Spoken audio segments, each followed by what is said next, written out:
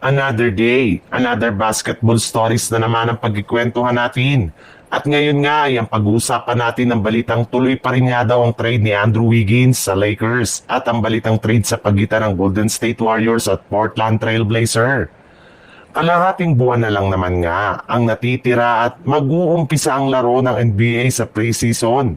Kaya marami na nga sa mga fans ang excited nang makita paano gumana ang binuong bagong lineup ngayon off-season ng mga kupunan.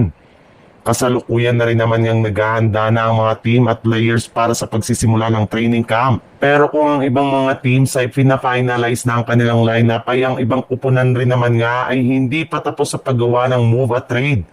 At unang-una nga dyan ay ang Los Angeles Lakers na binabalakan pa rin naman ngang magsagawa ng isang malakihang trade sa mga susunod na linggo bago pa man magsimula ang training camp at ang kanilang mga laro sa preseason.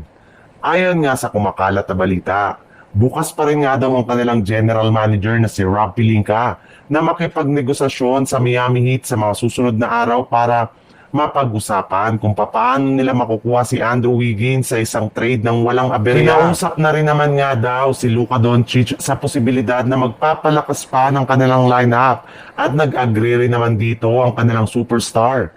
Kaya hindi na nga po kayo dapat pang magtaka kung makagawa pa ang Lakers ng trade as soon as possible. Sa ibang balita naman, mismong si Jonathan Kuminga na nga ang nagsabi sa media na ayaw na nga daw niya na bumalik pa sa lineup ng Golden State Warriors ngayong off-season. Mas gusto na nga daw niya na lumipat na lamang sa ibang kupunan na makapagbibigay sa kanya ng mas malaking oportunidad na maipakita at mapa-improve ang kanyang tunay na laro. Hindi nga daw talaga nito nagustuhan ang paglilimita sa kanya last season ni Coach Steve Kerr. At kung sakali man nga na manatili pa siyang muli sa Warriors, ay sigurado nga na mauulit na naman ang pagbabangko sa kanya sa kanilang mga laro. Kaya pinipwersa na nga po ngayon ang front office ng Golden State Warriors na i-trade na siya sa ibang kupunan sa lalong madaling panahon.